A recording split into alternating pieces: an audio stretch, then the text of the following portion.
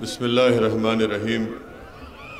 अस्सलामु अलैकुम वरहमतुल्लाहि वबरकातुहू। मंच पर बैठे हुए मजलिस इत्तेहादुल मुस्लिमीन के हुबली ईस्ट के उम्मीदवार मेरे भाई जनाब दुर्गप्पा बिजवाड़ साहब, उनकी बहन जो माजी डिप्टी मेयर रही हैं मोहतरमा लक्ष्मी बाई साहिबा, हुबली के मजलिस के सदर नज़ीर अहमद होनियाल साहब, हमारे भाई राकेश साहब, शफकत साहब, मजलिस के तमाम अराकीन बल्दिया, कॉरपोरेटर, मुहिबान मजलिस, हैदराबाद से आए हुए मजलिस के एमएलए जनाब मोहतरम कौसर मोहिउद्दीन साहब,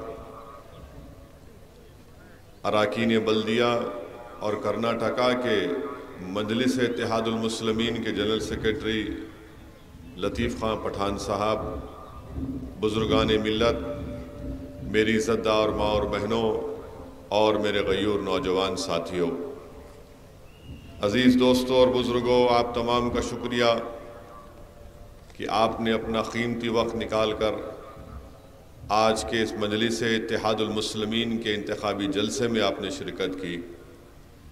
मैं आपका शुक्रिया भी अदा करना चाहता हूँ कि पिछले बल्दिया के इलेक्शन में आप तमाम की दुआएं और मेहनतों की वजह से मजलिस के अराकीन बल्दिया को कामयाबी भी मिली। बाज़ वार्ड में कम वोटों से हमको कामयाबी नहीं मिली, मगर आप तमाम का बेहद शुक्रिया कि आपने मजलिस का साथ दिया। मेरे अज़ीज़ दोस्तों और बुज़ुर्गों, आप जानते हैं कि हुबली ईस्ट से हमारे भाई दुर्गप्पा बिजवाड़ को मजलिस ने अपना उम्मीदवार बनाया है। मैं आपसे ये गुजारिश करने आया हूँ कि 10 मई को जो इंतखाबात की रायदही का दिन है, मेरी आप तमाम से गुजारिश है, पूरी हुबली ईस्ट की आवाम से, जनता से, कि आप लोग एक होकर यहाँ से हुबली ईस्ट की डेवलपमेंट के लिए, हुबली ईस्ट में अमन को और मजबूत करने के लिए और हुबली ईस्ट की जनता को एक ऐसे एमएलए की ज़रूरत है जो जीतने के बाद जब बेंगलुरु को जाएगा तो वहाँ की विधानसभा में वो आपकी आवाज़ बनकर आपकी तकालीफ को, आपकी मुश्किलात को बयान कर सके। 2 बार इसको उतार दो, नीचे उतार, ये खिलौना नीचे उतार दो आप।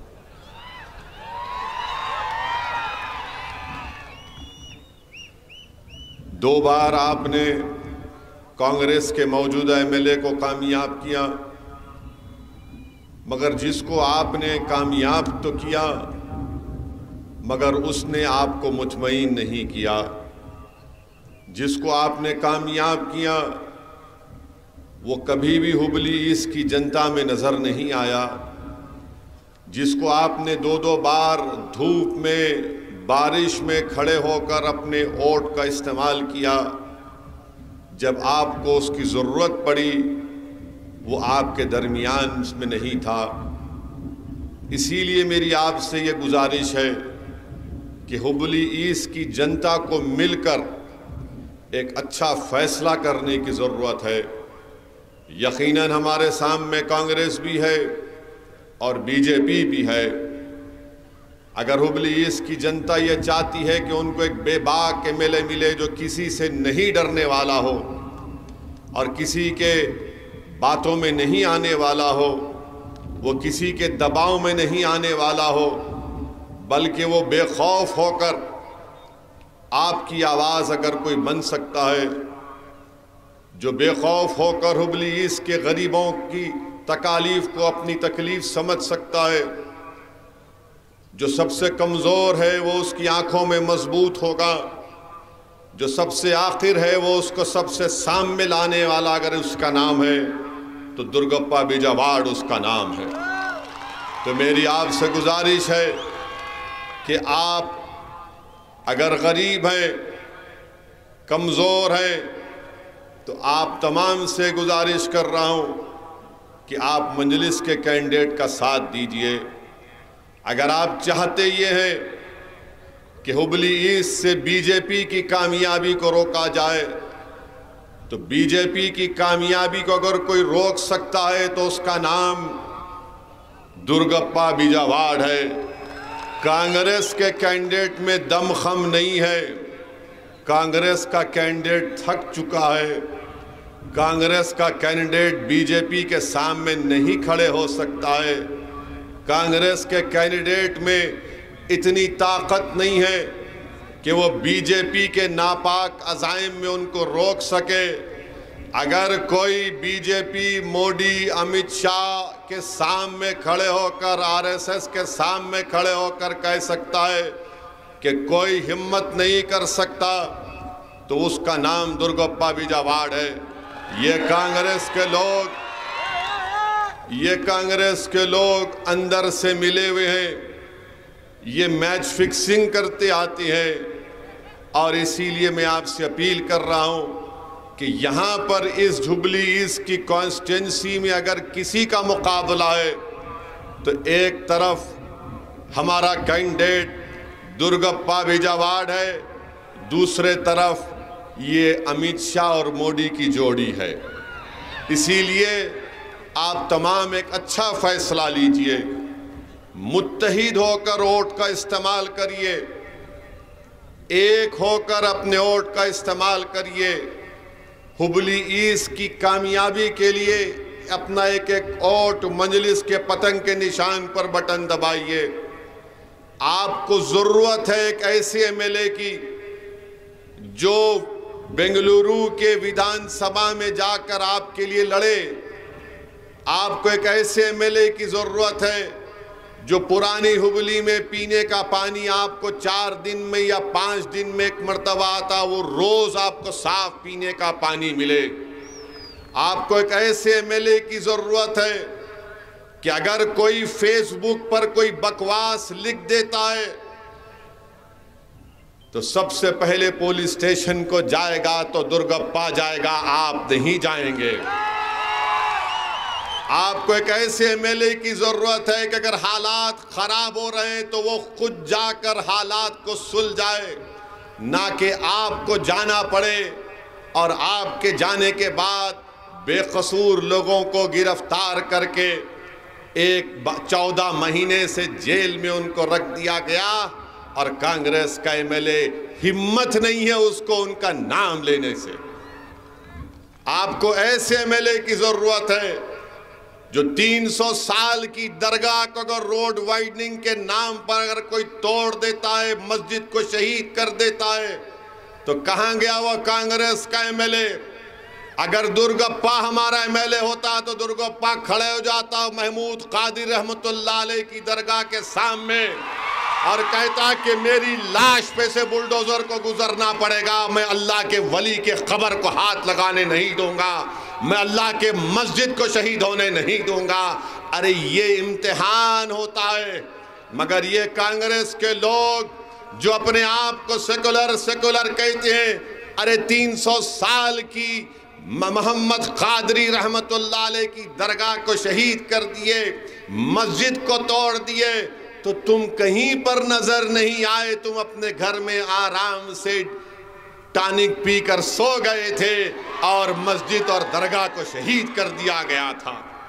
अगर हमारा भाई दुर्गप्पा बीजावाड़ एमएलए होता तो खड़ा हो जाता और कहता कि किसी माइका लाल में दम नहीं है यहाँ पर कुछ कर सके। मगर आपको एक अच्छा फैसला लेना है मेरी इज्जतदार माँ और बहनों, मेरे बुजुर्गों, नौजवान साथियों, हुबली ईस्ट की तरक्की के लिए आपको मजलिस के कैंडिडेट के हक में अपने वोट का इस्तेमाल करना पड़ेगा। यकीनन जो बीजेपी की सरकार रही, कैसे बीजेपी की सरकार बनी, आज कांग्रेस के लोग मजलिस पर और ओवैसी पर इल्ज़ाम लगाते हैं कि ओवैसी के लड़ने से बीजेपी को फ़ायदा होता है। आज हम प्रेस कॉन्फ्रेंस कर रहे थे होटल में, तो वहाँ पर हमारे मीडिया के दोस्त ने हमसे सवाल किया कि कांग्रेस के लोग ये बोलते कि ओवैसी हुबली को इसलिए आया ताकि बीजेपी को फ़ायदा पहुँचे। मैंने कहा बिल्कुल सही है, मेरे जाने से ही तो राहुल गांधी हार गए अमेठी, जबकि मैं अमेठी में था ही नहीं, मैं अमेठी में था भी नहीं और शहजादे हार गए। मैंने कहा कि हाँ, मेरी वजह से कर्नाटका में बीजेपी की गवर्नमेंट बन गई, कांग्रेस के 16 एमएलए बीजेपी में चले गए, येदियुरप्पा मुख्यमंत्री बन गए। क्या मैं उनको घर में बिठाकर बिरयानी गोश्त खिलाया था कि बेटा आओ मेरे घर में गोश्त खा लो, कर्नाटका में बीफ बैन है, मैं तुमको गोश्त खिलाता हूं? मेरे बोलने पे चले गए थे। कांग्रेस पार्टी में कुछ समझ में नहीं आता। आज तुम हार रहे हो, तुम्हारे एमएलए भाग रहे हैं। अरे अपने गिरेबान में झांक कर देखो तुम में कितनी कमजोरी है। इल्जाम लगाते हो तो लगाओ, मुझे इल्जामात की कोई परवाह नहीं है। तुम मुझे बी टीम कहे, कल सी कह दो, अगर उससे भी दिल नहीं भरा तो डी कह दो, अगर रात में नींद अच्छी आती तो ई कह दो, अगर तुम्हारे पेट का पेचिश दूर होता तो एफ टीम कह दो, अगर तुमको तुम्हारे बच्चों की शादी नहीं हो रही तो ओवैसी को जी टीम कह दो, कुछ भी कह दो, मुझे परवाह नहीं है। अलिफ से लेके वस्सलाम तक तुम गाली दे दो, मुझे कोई परवाह नहीं है। जितना बोलते बोलो, क्योंकि मुझे फर्क नहीं पड़ता। मेरे आमाल का मैं जवाब दूंगा, मेरे रब को दूंगा। तुम्हारे पार्टी के हाईकमांड को जूती पे रखता हूं मैं, याद रखो। तुम्हारे इल्जामात और बीजेपी के धमकियां मेरे हौसले और अज़म को नहीं रोक सकती हैं, क्योंकि हम इस बात को ठान चुके हैं कि भारत की जमहूरियत में जो संविधान बाबा साहिब अंबेडकर ने बनाया, वो संविधान भारत के कमजोरों को, जिसमें अल्पसंख्यक समाज के मुसलमान, ईसाई, दलित और आदिवासी हैं। बाबा साहिब अंबेडकर ने जब संविधान बनाया तो संविधान के प्रियम्बल में अंबेडकर ने लिखा liberty, equality, fraternity, justice. Ambedkar ने इन तमाम कमजोर वर्गों से कहा कि देखो मैंने तो संविधान बना दिया, अब अगर तुमको इंसाफ चाहिए, बराबरी चाहिए, तुमको फ्रेटर्निटी चाहिए, तो तुमको सियासत में हिस्सा लेकर अपनी लीडरशिप को बनाना पड़ेगा। तो मजलिस अगर कोशिश कर रही है तो अंबेडकर के उस ख्वाब को पूरा करने की कोशिश कर रही है, जो ख्वाब अंबेडकर ने संविधान बनाते वक्त प्रियम्बल में लिखा था कि लिबर्टी को हासिल करो, इक्वालिटी को, मसावात को हासिल करो, जस्टिस को हासिल करो, इंसाफ को हासिल करो, फ्रेटर्निटी को हासिल करो, भाईचारगी को पैदा करो। क्या ये काम कांग्रेस और बीजेपी करेगी? ये काम ये लोग नहीं कर सकते। ये सब यही कहते हैं कि वोट दो और गुलामी करो। हम क्या कह रहे हैं कि वोट भी दो, वोट भी लो और हुक्मरानी करो। गुलामी नहीं करना है, जमहूरियत है, लोकतंत्र है। वो जमाना खत्म हो गया बादशाहों का, नवाबों का, रजवाड़ों का। मगर आज भी ये दो नेशनल पार्टियां ये समझती हैं कि वो हुकूमत करने के लिए पैदा हुए हैं और कमजोर तबकात के लोग उनके सामने हाथ बनकर खड़े रहे। मैं हुबली ईस्ट की जनता से कह रहा हूं कि अगर आप मजलिस के उम्मीदवार को कामयाब करेंगे, दुर्गप्पा को कामयाब करेंगे, तो इंशाअल्लाह ताला मुक़द्दर के फैसले आप करेंगे, कोई और बैठकर नहीं करेगा। इसीलिए मेरी आपसे दरमंदाना अपील है कि एक होकर आप अपने के कोर्ट का इस्तेमाल करिए। डरने और घबराने की ज़रूरत नहीं है। आप देखते हैं कि क्या इस चुनाव में कोई ये बात कर रहा है? कांग्रेस की मिसाल ले लो आप। क्या कांग्रेस ये कह रही है कि अगर हम सरकार में आएंगे तो हिजाब का जो कानून बीजेपी ने बनाया उसको हटाएंगे? पूछो आप अपने आप से। मेरे आज के इस बयान के बाद कांग्रेस के नेता और जो अपने आप को सेकुलर लिबरल बोलते हैं, सबसे बड़े नौटंकी करने वाले ये लोग हैं। सेकुलर लिबरल तो बोलते हैं मगर सेकुलर लिबरल का माने इनको नहीं मालूम। अरे सेकुलरिज्म और लिबरलिज्म के माने ये नहीं है कि मैं तुम्हारी तरह बन जाऊं। सेकुलरिज्म लिबरलिज्म के माने यह है कि इक्वालिटी मिले मुझे। जब मैं बात हिजाब की करूंगा तो कांग्रेस वाले बोलेंगे ओवैसी डेवलपमेंट को छोड़ के हिजाब की बात कर रहा है। मेरे लिए हिजाब डेवलपमेंट का मसला है। कैसे? मेरी बच्चियां स्कूल को जाना छोड़ दी, तालीम हासिल करना चाहती थी, तो कल कांग्रेस से बयान आएगा ओवैसी भड़काऊ भाषण दिया है, ओवैसी तनाव फैला रहा है। अरे मैं सच्चाई को बयान कर रहा हूं, मेरा गुनाह यही है कि मैं सच्चाई को बयान करता हूं।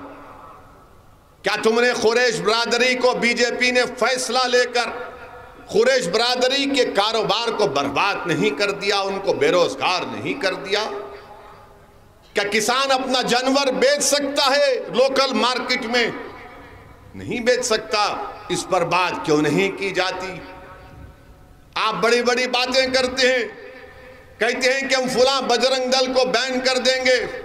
मैं कांग्रेस वालों से एक बात पूछना चाहता हूं और आपसे भी पूछना चाहता हूं। आपके हुबली में कर्नाटका के बीजेपी के माजी मुख्यमंत्री साबिका चीफ मिनिस्टर शेट्टर साहब, वो क्या कांग्रेस से निकल के बीजेपी में गए या आरएसएस से निकलकर मुख्यमंत्री बने? कहां से आए शेट्टर साहब? वो तो आरएसएस में थे ना? थे नहीं थे? बीजेपी में नहीं थे, वो बीजेपी में थे। बीजेपी के मुख्यमंत्री बने, हुबली में बीजेपी को लेकर आए, उसको मजबूत किया। बीजेपी छोड़ते कांग्रेस बोली आओ हमारे पास सेकुलरिज्म सर्टिफिकेट की नोटरी की दुकान है, ऐसा स्टैंप मारकर को दीजिए, तुम सेकुलर। और ओवैसी कम्युनल जो जिंदगी आरएसएस में गुजारा, जो आरएसएस की चड्डी पहन के लट फिर आया और बाद में मुख्यमंत्री भी बन गए, कांग्रेस ने सर्टिफिकेट दे दिया आप सेकुलर है, आ जाओ। और मैं सच्चाई को बयान कर रहा हूं, नहीं ये कम्युनल है, ये कौन सा ये इंसाफ है, ये कौन सा आपके फैसले हैं? खैर बहरहाल ये अवाम देख रही है इनकी नाटक को, इनके नाटक को अवाम देख रही है। अच्छा ये बैन करते बोल रहे ना, क्या 1993 जनवरी में कांग्रेस पार्टी ने यह फैसला नहीं लिया था कि बाबरी मस्जिद को दोबारा उस मुकाम पर बनाएंगे? क्या तुमने नहीं लिया था? बताओ कांग्रेस के लोग नेताओं। अब बोलेंगे ये देखो ये उठाकर ये कर्नाटका में बाबरी मस्जिद की तरफ जा रहा है। यानी आप बोल सकते बैन करेंगे, मगर बाबरी मस्जिद कैसे गई, कौन शहीद किया, बोलो। तुमने फैसला लिया था, तुम्हारी पार्टी ने कहा था कि बाबरी मस्जिद को बनाएंगे, तुमने बनाया। कोर्ट का फैसला आया तो तुमने कहा कि बहुत अच्छा है। बताओ 1993 जनवरी में तुमने नहीं कहा था ये बात, आज कह रहे हैं कि बैन लगाएंगे। मेरे अजीज दोस्तों और बुजुर्गों, इस देश में अगर आज दलित, आदिवासी, अल्पसंख्यक समाज का मुसलमान अगर परेशान है तो यकीनन बीजेपी आरएसएस की आइडियोलॉजी की वजह से, मगर उसमें उतना ही रोल कांग्रेस पार्टी का भी है, उसमें उतना ही रोल कांग्रेस पार्टी का है। अगर आज आप समझ रहे हैं कि लोग जो बोल रहे हैं करेंगे, याद रखो मजबूरी की हालत में वोट मत दो, मजबूरी की हालत में कांग्रेस को वोट मत दो। कल तक आप देते थे क्योंकि कोई मुतबादिल विकल्प नहीं था। आज आपके दरमियान में ओवैसी खड़े होकर आपसे भीख मांग रहा है कि मुझे वोट दो, मुझे कामयाब करो। आपको मजबूरी की हालत में वोट नहीं देना है, उम्मीद की बुनियाद पर मजलिस का साथ दो। बेखौफ होकर आप 10 मई के दिन दुर्गप्पा बिजावाड़ को वोट दीजिए। कांग्रेस ये समझती है कि कहां जाएंगे ये टोपी वाले, ये दाढ़ी वाले कहां जाएंगे हमको छोड़ के। अरे हम क्या तुम्हारे कैदी हैं? हम क्या तुमसे या मोदी से डरने वाले हैं कि हम तुमको ही वोट देंगे? अच्छा, मुझ पर इल्जाम लगाते हैं 2019 का लोकसभा का चुनाव मैं एक सीट नहीं लड़ा, 25 लोकसभा की सीट है कर्नाटका में, एक पर कांग्रेस जीती, वो भी डीके के भाई जीते, बाकी के पूरे हार गए, मैं हराया। अरे आप मेरे को इतना मर्द समझ रहे हैं तो आप क्यों नहीं मर्द बनते? हराओ ना बीजेपी को, हटाओ मोदी को। 300 सीट मोदी जीता, मैं सिर्फ 3 लोकसभा की सीट लड़ा। हैदराबाद की आवाम को सलाम, बीजेपी को हराए। औरंगाबाद से इम्तियाज जलील को, औरंगाबाद की आवाम को सलाम, उन्होंने कामयाब किया। किसको हराए? 21 साल के शिवसेना के एमपी को इम्तियाज जलील और औरंगाबाद की आवाम ने हराया। कांग्रेस 21 साल से नहीं हरा पा रही थी।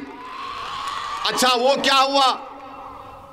जब महाराष्ट्र के असेंबली का इलेक्शन हो रहा था तो कांग्रेस पार्टी पुकार पुकार कर मुझे गाली दे रही थी, ओवैसी को मत सुनो, शेरवानी परेशानी है, ओवैसी का साथ मत दो, ओवैसी शिवसेना से मिला हुआ है। और जब चुनाव हो गए, नतीजा आया तो मुझे देखकर हैरत हुई। कांग्रेस, शिवसेना और शरद पवार साहब बैठकर मिठाई खा रहे थे, तीनों के तीनों मिलकर मैरिज कर लिए। शादी 2 में होती थी, ये 3 में हो गई पहली मर्तबा। जमाना तरक्की कर रहा है, बर्बादी की तरफ जा रहा है। 3 मिलके शादी कर लिए, मगर ओवैसी कम्युनल है। ये कांग्रेस पार्टी आपके लिए। और इनके एक नेता है जयराम रमेश, हर बार कुछ नहीं कर सकते, खाली एयर कंडीशन कमरे में बैठते, 280 वर्ड का ट्विटर, टिक टिक टिक टिक टिक टिक टिक। एक काउंसलर का इलेक्शन नहीं जीत सकते, मगर ओवैसी को गाली बराबर देंगे। जयराम है, उन ऊपर वाले हैं, मैं नीचे वाला हूं। मगर याद रखो, तुम सिर्फ अंग्रेजी बोलने से नेता नहीं बनते, मुझे भी अंग्रेजी बोलना आता। तुम सिर्फ ये समझ रहे हो कि तुम मां पढ़े, मेरे को भी अल्लाह थोड़ा पढ़ाया। तुम्हारे नेताओं के पास वो डिग्री नहीं है जो मेरे पास है, अल्लाह के करम से। खैर, डिग्री तो किसी के पास भी नहीं है, मेरे को मालूम, आपको भी मालूम, मगर है, चल रहा मामला, क्या बोल सकते हैं। अब आप देखिए कि यहां कांग्रेस के एमएलए साहब हैं, अप्रैल में गड़बड़ हुई, क्या पुलिस स्टेशन पे नजर आए उन्होंने आपको? 150 बच्चे जेल में, और कांग्रेस बोलती हो पूरे के पूरे जो जेल में एंटी सोशल है। अब जब कांग्रेस आपके ओल्ड हुबली में आकर आपसे वोट का डिमांड करेगी तो पूछो उनसे आप कि जो 150 बच्चे जेल में हैं, आज मैं उनके परिवार से, उनके खानदान के लोगों से मिला तो एक 7 साल की बच्ची भी आई, उसकी मां रो रही थी और बोल रही थी, असद साहब 1.5 साल हो गए इस बच्ची को अपने बाप को देखे, और आप उनको एंटी सोशल बोलते हो। उन लोगों को, उनका जुर्म क्या था? अगर तुम्हारा एमएलए पुलिस स्टेशन को चला जाता तो वो लोग जमा नहीं होते वहां पर, मगर नहीं गए। आज कौन से कानून में वो लोग जेल में? यूएपीए। कांग्रेस मुझे गाली देती ना, मैं चैलेंज कर रहा हूं सिद्धारामैया को, मैं चैलेंज कर रहा हूं डीके को। राहुल गांधी तो खैर है ही नहीं चैलेंज में, उन्होंने आउट है अभी। पूछो कांग्रेस के नेताओं से, जुलाई 2019 जब अमित शाह ने यूएपीए का अमेंडमेंट का तरमीमी बिल लाए थे, जिस कानून में आज ये 150 बच्चे हुबली के जेल में हैं, उस कानून को सख्त करने में कांग्रेस ने बीजेपी का साथ दिया था। पार्लियामेंट का रिकॉर्ड उठाकर देखो, वोट डाले अमित शाह के कानून के ऊपर, कांग्रेस और अमित शाह मिलकर वो कानून को बनाए और उस कानून से 14 महीने से हुबली के 150 बच्चे जेल में, उनको बेल नहीं हो रही।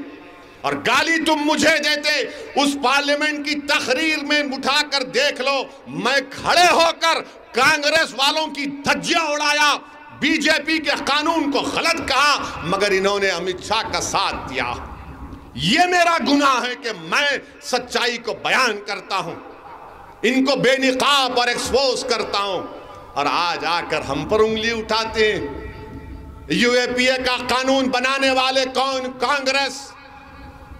चिदम्बरम होम मिनिस्टर थे, उसको सख्त किया और सख्त कर दिया अमित शाह ने, कांग्रेस ने सपोर्ट किया। यूएपीए का कानून क्यों बनाया आप?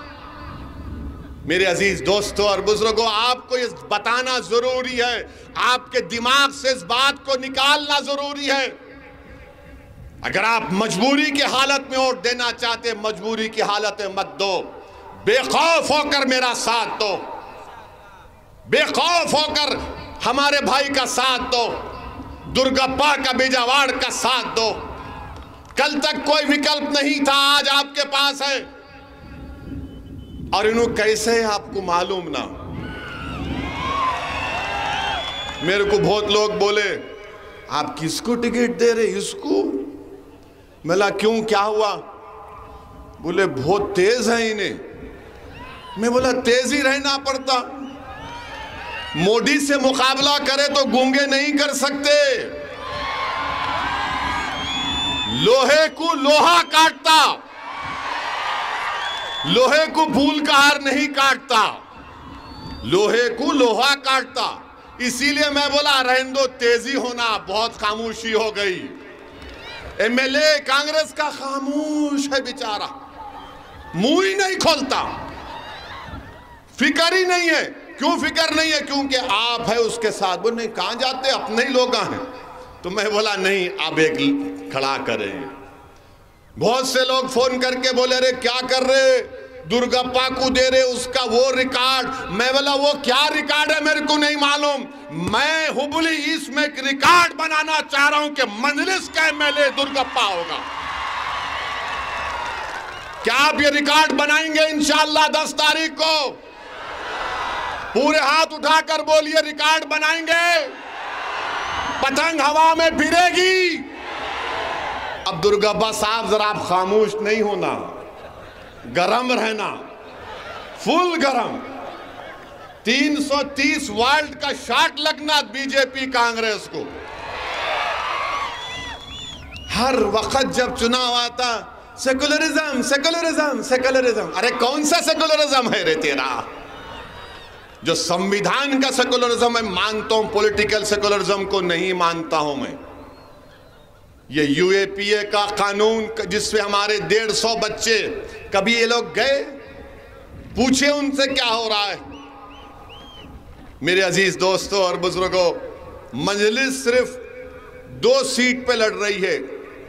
एक यहां से, एक बीजापुर के पास बसवना बगाड़ी है, और फिर जमखंडी में हम सपोर्ट कर रहे हैं। 2 सीट और एक पे सपोर्ट लड़ रहे हैं, एक पे सपोर्ट कर रहे हैं। तो हैबत शुरू हो गई कांग्रेस बीजेपी को, अरे इन्हें आ रहा, इन्हें आ रहा, इन्हें क्या बोलता कि इन्हें। पूरे बैठे इधर छुप छुप के सुन रहे। एक डीके को बोल रहा है, शिव सिद्धरामैया को बोल रहा, ऐसा बोले। एक अमित शाह को रिपोर्ट कर रहा, मैदान बहुत भर गया, बहुत पब्लिक है। अब दलित और पूरे हुबली की जनता एक हो रही नजर आ रही। अब कल बयान आएगा बीजेपी का, कांग्रेस का भी आएगा, तैयार रहना आप। मेरे खिलाफ बहुत बोलते, मेरे को फिक्र नहीं है। मैं कांग्रेस बीजेपी के लोगों को बोल रहा हूं, भाई मेरी दाढ़ी थोड़ी वाइट हो रही, मेरी दरियाफ्ती की उम्र नहीं है ये। आप मेरे पीछे पड़े कोई बात नहीं। तो मेरे अजीज दोस्तों और बुजुर्गों, बीजेपी की सरकार बनी, कांग्रेस के एमएलए बीजेपी में चले गए, येदियुरप्पा में मुख्यमंत्री बन गए, बाद में अब बोम्मई बने। और माशाल्लाह से 5 साल में इतना खाए बीजेपी वाले, ओफ माने छोड़े नहीं किसी को। लोग बोल रहे 40%, मैं तो बोल रहा हूं 40 का बाबू रिकॉर्ड तोड़। मोदी जी बोले ना खाऊंगा ना खाने दूंगा, मगर कर्नाटका में यह लगा कि मैं ही खाऊंगा और कोई नहीं खाएगा। दबा के खाए, जिस कुछ भी बस नहीं हो रहा। वो दक्षिणी उर्दू में बोलते हैं गारत का गड़ा है, भरता ही नहीं है, खाए जा रहा, इतना खाए। किसानों को फर्टिलाइजर नहीं, नौजवानों को नौकरी नहीं, कीमती आसमानों को छू रही है, मगर लव जिहाद पे बात करेंगे। अब इनका एक कैंडिडेट है बीजेपी का, बीजापुर का, वो क्या बोल रहा कि ठाए कहते, ठाए गोली मार देना कहते, गोली मारते। मोदी जी ये गोली क्या आपका क्या है, आपके पार्टी के कैंडिडेट है क्या है? मैं गोली ऐसा कर रही हूं, रोड पर ही फैसला कर देना। बाबू, हम गोलियों से डरने वालों का नाम असदुद्दीन ओवैसी नहीं है।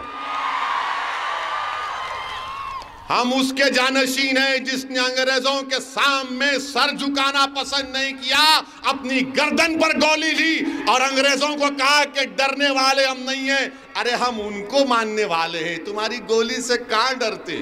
कितने गोलियां मारोगे बोलो? 1 2 3 4 5 6 7 8 9 10 कितने मारते गोली? तुम गोली मारने में भरोसा करते, हम दिल जीतने वालों का नाम मजलिस है और हम मरने को तैयार है जब वक्त लिखा जाना है। मगर आपकी पॉलिसी क्या है? चुनाव आया तो गोली मारेंगे। बताइए आप। और मोदी जी बोलते मेरे को गालियां दे रहे, मेरे को गाली दे रहे। अरे ये आपका जो कैंडिडेट बोल रहा है उस पर क्या बोलेंगे? कुछ नहीं बोलेंगे। बीजेपी सरकार बनी कर्नाटका में, कर्नाटका को बर्बाद करके रख दिए, कुछ डेवलपमेंट का काम नहीं। इसीलिए आज आपसे अपील कर रहा हूं कि आप 10 तारीख के दिन एक अच्छा फैसला लीजिए। हुबली ईस्ट की हर जनता से, वोटर से मैं अपील कर रहा हूं कि आप इस बार हमारे कैंडिडेट का साथ दीजिए। इनके साथ हुबली की पूरी जनता इनके साथ है। अगर आज आप फैसला कर लेंगे तो इंशाअल्लाह ताला एक बड़ी मेजॉरिटी से मजलिस के उम्मीदवार हमारे दुर्गप्पा बिजावाड़ की एक बड़ी कामयाबी हो सकती है। मेरी आप तमाम से गुजारिश है, अपने वोट को ज़ाय होने मत दीजिए। और जो 150 बच्चे हमारे जेल में हैं, इंशाअल्लाह ताला लतीफ़ खां पठान जानते हैं, हम कोशिश कर रहे हैं कानूनी तौर पर। अगर सुप्रीम कोर्ट भी जाना पड़ा तो इंशाअल्लाह कोशिश करेंगे, मगर उन बच्चों को निकालना ज़रूरी है। और जो 150 बच्चे जेल में हैं, हम अल्लाह से दुआ भी करते हैं कि अल्लाह तू उन पर रहम फरमा और उनको जल्द से जल्द उनकी रिहाई अमल में लाई जाए। और हम पुकार कर कहते हैं उन लोगों को जो जेल की सलाखों के पीछे है कि तुम अपने हौसलों को बुलंद रखो। सिर्फ मैं नहीं, आप तमाम उनके साथ हैं ना? आप तमाम उन 150 के साथ है नहीं है? बोलो मेरे को आप। अल्हम्दुलिल्लाह आपका ये मुजाहरा उन खानदानों को एक हौसला और हिम्मत दिलाएगा। और मैं आपको बता रहा हूं कि अभी एक ही हमारा पब्लिक मीटिंग, अब एक और जलसा 6 तारीख को 6 मई को ओल्ड हुबली में होगा। Will you come? आप आएंगे ना? आएंगे नहीं आएंगे? पूरे आएंगे ना? और फिर 7 तारीख को पैदल पदयात्रा है। कहां से है ये?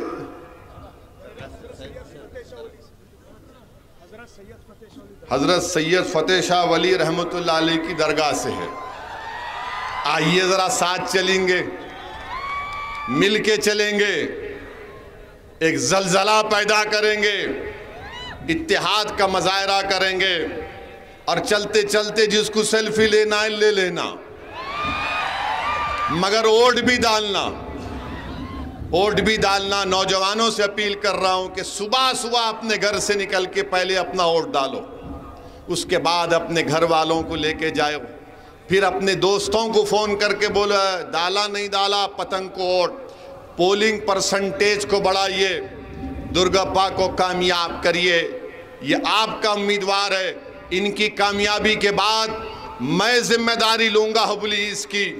आऊँगा यहाँ पर, देखूँगा कि दुर्गप्पा बिजावाड़ काम कर रहे नहीं कर रहे। मगर मेरी आपसे अपील है कि आप मुत्तहदा तौर पर हुबली ईस्ट की जनता के लिए, इस विधानसभा की कामयाबी के लिए आप दुर्गप्पा बिजावाड़ को पतंग के निशान पर बटन दबाकर कामयाब करिए। बहुत बहुत शुक्रिया। अस्सलाम वालेकुम व रहमतुल्लाहि व बरकातहू।